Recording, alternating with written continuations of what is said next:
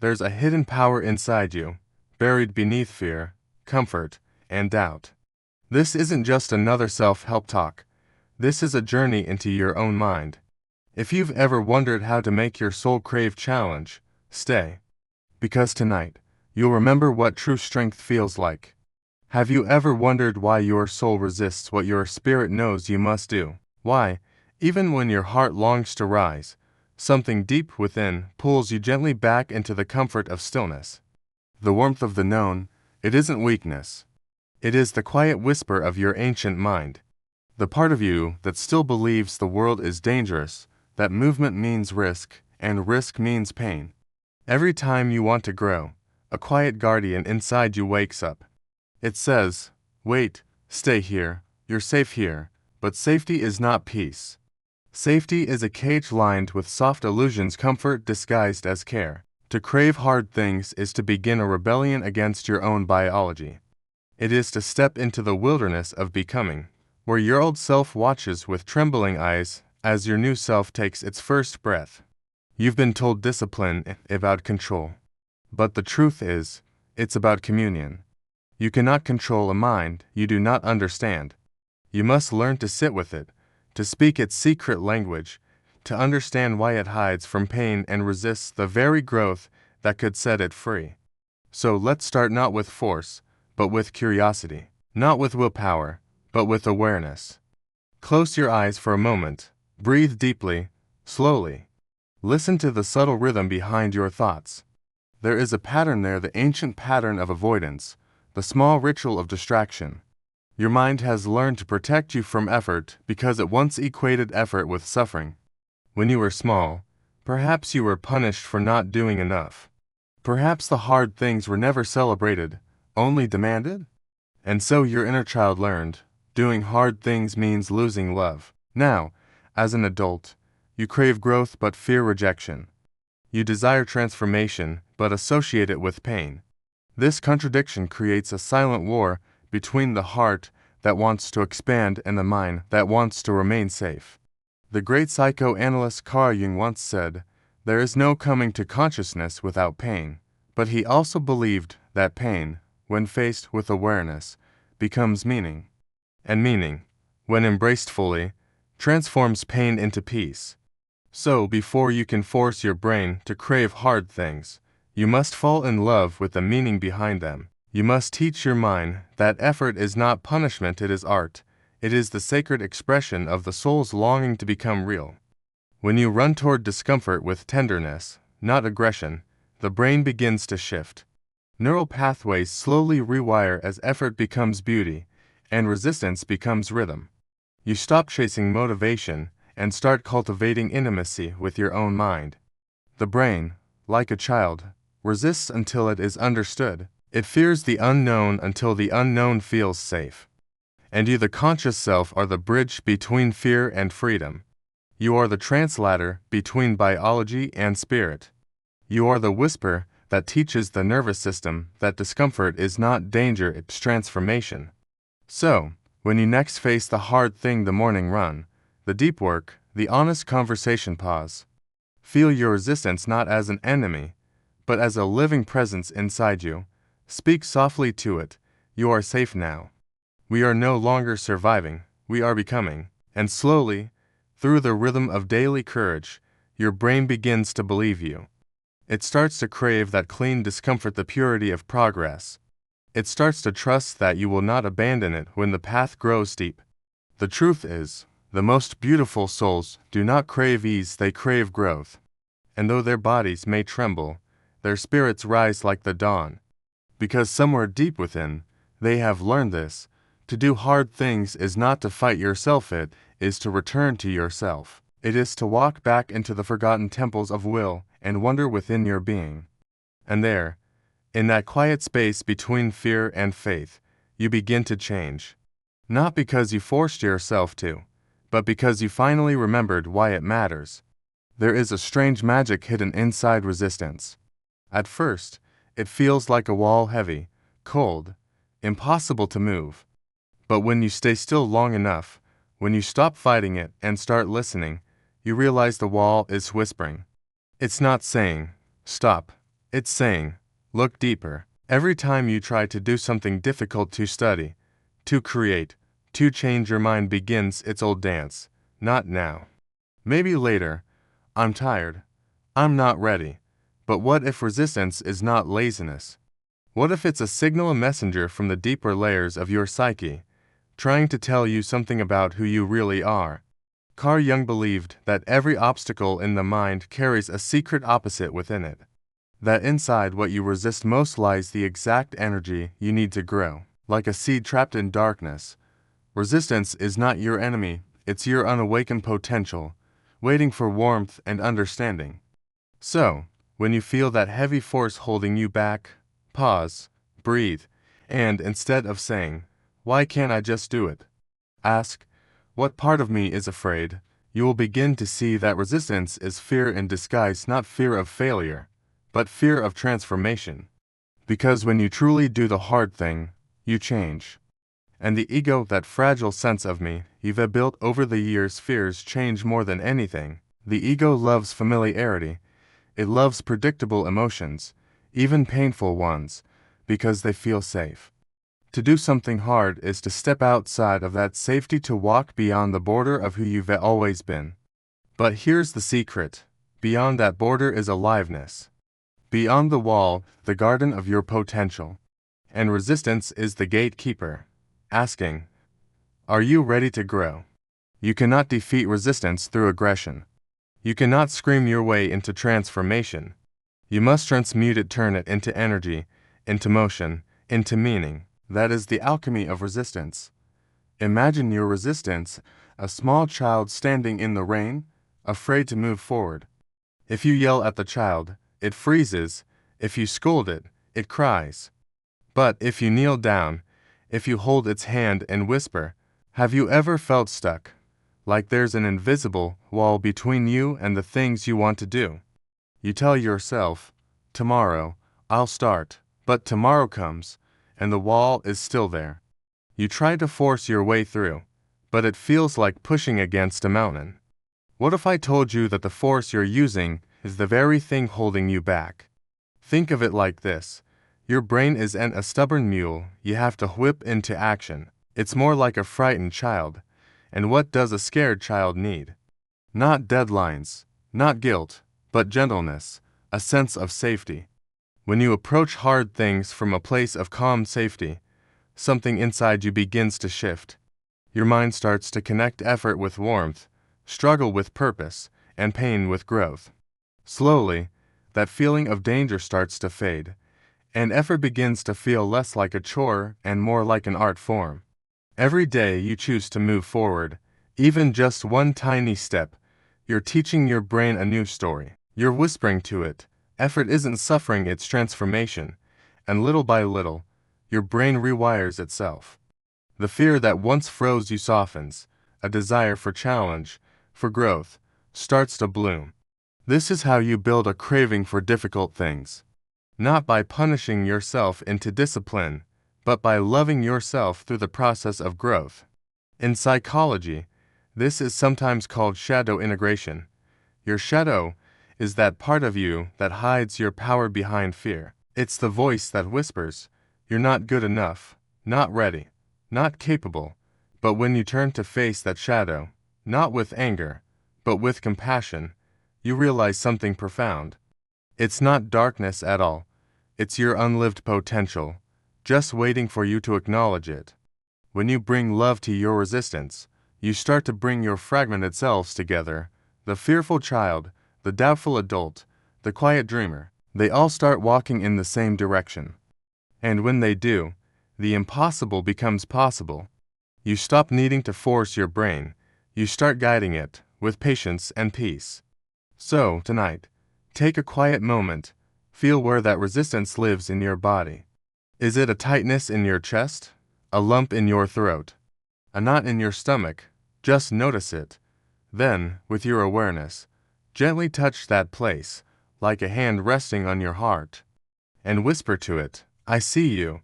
It's okay to be afraid. But we are going anyway." That is the true alchemy. Not pushing, but transforming. Not conquering, but uniting. As you practice this, you'll notice something subtle but powerful happen. You'll start to crave that feeling of transformation. You'll seek out the places where resistance hides, because you know that on the other side of that wall, a new piece of yourself, waiting to be discovered. You will still feel fear, but it will no longer rule you.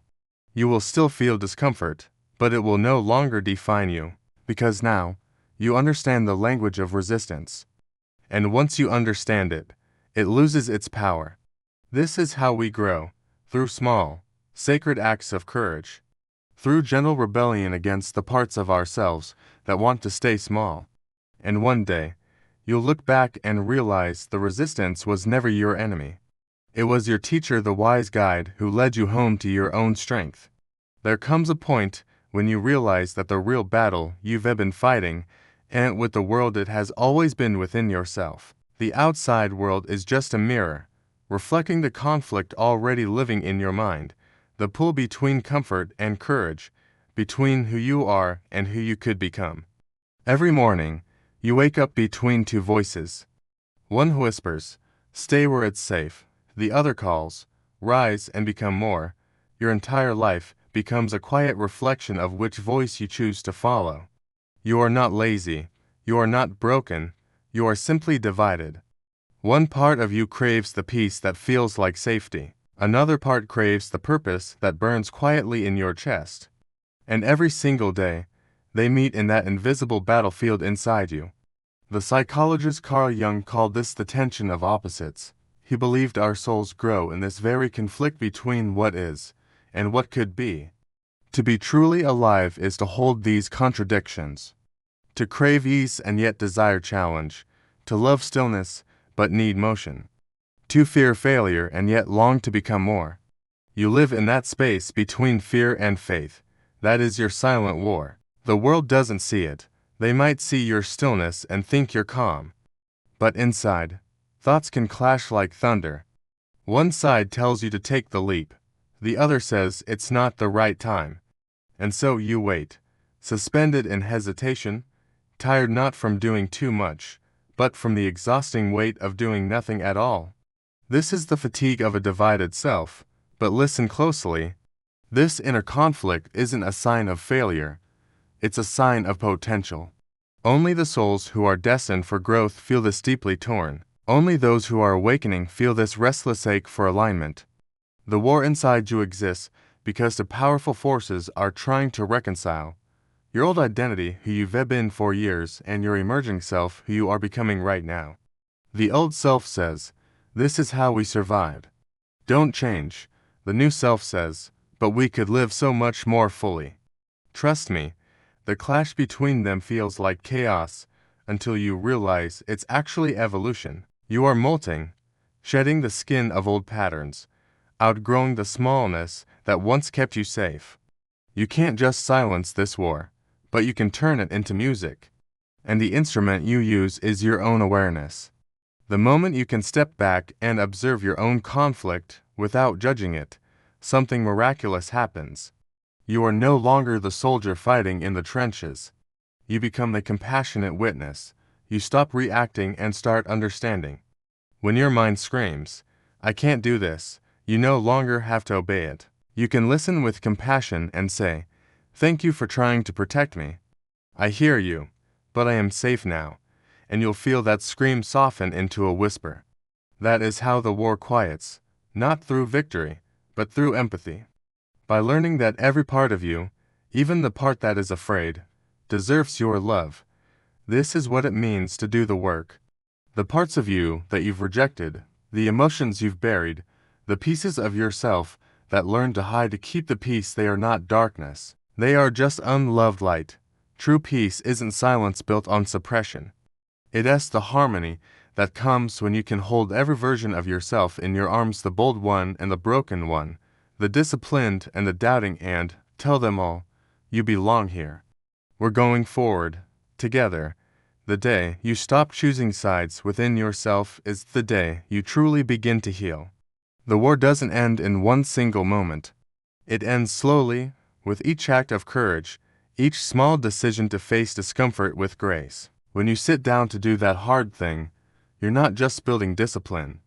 You are teaching your fear that it can coexist with action. You are proving to your doubt that it can walk beside your purpose. And that's how harmony is born, not by getting rid of fear, but by learning to move with it.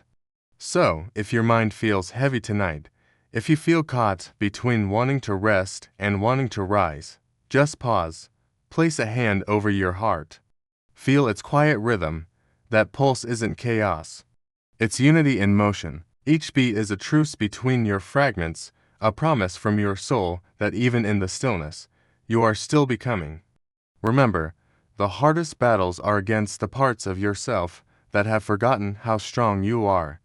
And every time you choose to act despite your fear, every time you step forward when comfort calls you back, you win a small piece of that silent war. Not with force, but with truth, with love, with awareness. Because real peace is not the absence of struggle. It is the beautiful harmony that arises when all your inner voices finally learn to sing the same song. There comes a quiet moment in every journey when you stop asking, "When will I arrive?" and start whispering, "I am already becoming." Growth is rarely loud. It doesn't roar or announce itself with triumph. It hums softly beneath your daily choices. In the mornings you rise even when you don't feel ready. In the evenings you reflect instead of running away. In the small, invisible acts of courage no one sees, you begin to understand that becoming is not an achievement, it's a relationship. A relationship with your soul, your shadow, your stillness. The psychologist Carl Jung once wrote, "The privilege of a lifetime is to become who you truly are." And that is what this entire process is, not self-improvement, but self-returning. Not forcing yourself to be more, but remembering you are already enough, just buried beneath the noise of fear and expectation. Doing hard things is not about proving strength. It's about remembering that strength has always lived within you. It was there when you fell and got back up, when you were misunderstood yet kept moving, when you stood in silence rather than betray your truth. The beauty of becoming lies not in perfection, but in presence, in showing up for yourself again and again, even when you don't yet see the results. You begin to fall in love with the process itself, with the small discomfort that tells you something new is awakening, with the stretch of effort that reminds you you are alive. Your brain, once afraid of difficulty, starts to crave that gentle burn of progress, because it begins to associate challenge with creation and creation with joy. When you begin to love effort, discipline transforms from punishment into poetry. You start to understand that every act of consistency is a sacred promise to your future self. This is the shift from resistance to rhythm, from forcing to flowing. When you truly embrace the path of becoming, you no longer rush through discomfort. You rest within it, knowing that transformation is happening quietly beneath the surface. Like a tree stretching unseen roots beneath the soil, you realize that most of your growth happens in the dark, in solitude, in silence, in those nights when you wonder if it's all worth it. And it is, because every time you stay, every time you endure the tension without running, something within you reorganizes. A new strength is born not from pressure, but from patience. That is the beauty of becoming. You stop trying to escape the process, and instead, you learn to trust it. Trust that the hard things shape you. Trust that failure refines you. Trust that even confusion has its sacred purpose. The modern world has taught us to crave results, to chase speed, recognition, validation. But your soul craves depth. It wants meaning, not medals. It wants growth that feels like truth, not success that feels like noise. You are not behind. You are exactly where the universe has placed you, in the middle of your unfolding. Every chapter of your struggle is carving the wisdom you will one day need. Every fall teaches compassion. Every rise teaches gratitude. And this is what makes doing hard things beautiful. Not the result, but the awareness that you are changing through the act itself. When you embrace effort as sacred, the brain begins to crave it naturally. You stop fighting for motivation because meaning has taken its place. Your morning discomfort becomes a doorway to purpose. Your challenges become teachers. Your failures become mirrors showing you what still needs love. You begin to see that you are never broken, you are simply becoming whole. The more you practice presence within struggle, the softer your inner voice becomes. It no longer says, "You can't do this." It whispers, "We've done this before. We'll do it again." And this self-trust, this quiet knowing, is the foundation of peace. Because peace isn't found in avoiding difficulty, but in walking through it without losing your gentleness. One day, you'll look back at the path behind you, the mornings you rose, when it hurt, the nights you cried, but stayed true, and you lines realize that the person you are trying to become has been quietly forming inside you all along.